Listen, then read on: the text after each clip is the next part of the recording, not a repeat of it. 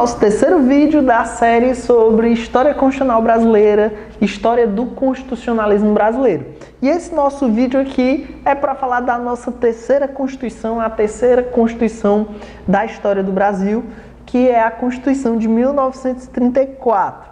É a segunda Constituição da República, a Constituição da nossa segunda República, a República Tenentista. Em que contexto surge a Constituição de 1934? A gente, no nosso encontro passado, falou da de 1891, que surge por meio do fim do Império, cria-se a Constituição de feição extremamente liberal, inspiração dos Estados Unidos, e aí, depois daquele período, se estabeleceu, houve um período de estabilidade, se criou a chamada República Velha, foi a nossa primeira república, a República Velha, que foi aquele período de estabilização, que houve um grande desenvolvimento da cultura do café e gerou-se o famosíssimo movimento do café com leite. Começou a haver a alternância do poder entre os produtores de café paulistas e os produtores da agropecuária, principalmente do leite, lá de Minas Gerais. Eram os dois polos de poder econômico do país, os dois principais polos do poder econômico do país, e assim eles iam se revezando no poder, até que no ano de 1930, a chamada política dos governadores, que é sabotada por Washington Luiz, que no lugar de respeitar a sequência de encaminhar o nome de um candidato à sucessão mineiro, encaminha outro paulista, que é Júlio Prestes. E aí Minas Gerais se revolta contra isso, se une com Rio Grande do Sul para promover a Revolução de 1930. A quebra da política dos governadores, a quebra da política do café com leite, foi um dos marcos, o marco político da Revolução de 30. Mas junto a isso a gente tem um marco econômico gravíssimo, que foi o quê? O crack da Bolsa de 1929. A Bolsa de Nova York quebra em 1929, é o primeiro grande colapso do capitalismo na sua história. Os Estados Unidos praticamente vêm à bancarrota e isso gerou uma profunda recessão na economia do Brasil, que sempre foi importadora, sempre importando produtos manufaturados para aquele país, para os Estados Unidos. Com o crack da Bolsa, essas forças econômicas que sempre foram hegemônicas na República Velha, o seu próprio poder econômico passa a ser ameaçado. O poder econômico de São Paulo passa a ser afetado por conta do crack da Bolsa. E outro fator eram os sequenciais, gravíssimos episódios de corrupção nos processos eleitorais até então. Então, esse enfraquecimento da elite econômica, a quebra do pacto histórico de São Paulo com Minas Gerais, os escândalos de corrupção, tudo isso estimularam uma revolta que, mais uma vez, surge de dentro dos quartéis, principalmente encabeçada por jovens oficiais, por isso se chamou de movimento tenentista inicialmente, e há essa Revolução de 30 para tirar do poder esses grupos que tradicionalmente, esses grupos oligárquicos que tradicionalmente estavam no poder. E quem encabeça esse movimento, essa revolução, é o gaúcho Getúlio Vargas. E em 11 de novembro de 1930, Vargas edita o decreto 19.398, que cria o governo provisório que era presidido por ele mesmo, Getúlio Vargas, e isso a gente está em 1930. E esse governo vai gerir o Brasil até 1934, quando finalmente surge a Constituição de 34, Constituição Democrática de 34. Um ponto muito importante para que essa Constituição tenha saído, que é a Revolução de 1932. Perceba, o governo provisório é de 1930, começa em 1930, logo depois da Revolução.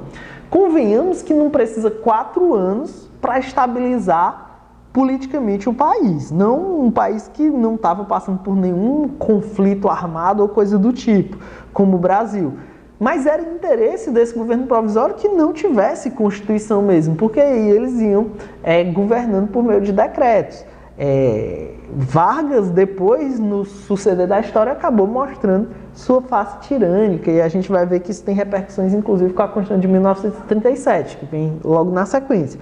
Mas o governo provisório não cria a Constituição, isso faz com que, em 1932, em São Paulo, ecloda um processo revolucionário, que é a chamada Revolução de 1932, ou Revolução Constituinte de 1932, que era São Paulo exigindo a criação de uma Constituição, porque o governo estava comandando sem Constituição nenhuma. É importante dizer que antes mesmo da Revolução de 32, esse governo fez avanços interessantes, fez avanços importantes, como, por exemplo, a criação do Código Eleitoral, a instituição do voto feminino, mas sem nenhum respaldo constitucional, sem nenhum respaldo de Constituição. Então, eclode em São Paulo, não por acaso São Paulo tinha as forças políticas que tinham sido alijadas pela Revolução de 30, então não por acaso lá surge a Revolução de 32, exigindo a Constituição. A Revolução de 32, ela foi esmagada pelo governo central, pelo governo do Rio de Janeiro, da capital do país, o governo federal, foi esmagada, mas a pressão funcionou para que finalmente fosse criada a Constituição de 1934. E a Constituição de 1934, ela é uma Constituição democrática, ela é uma Constituição que foi promulgada, mantém a República Federativa, mantém a tripartição dos poderes. A estrutura básica de promulgação, República Federativa e tripartição de poderes, que existia na Constituição de 1891, esses pontos se mantêm. Então vamos para os detalhes da Constituição, para a gente ver o que tem de diferente entre um e o outro. O governo continua sendo republicano, federal e representativo. A forma de Estado continua sendo federal. É interessante dizer que nessa Constituição, o Brasil,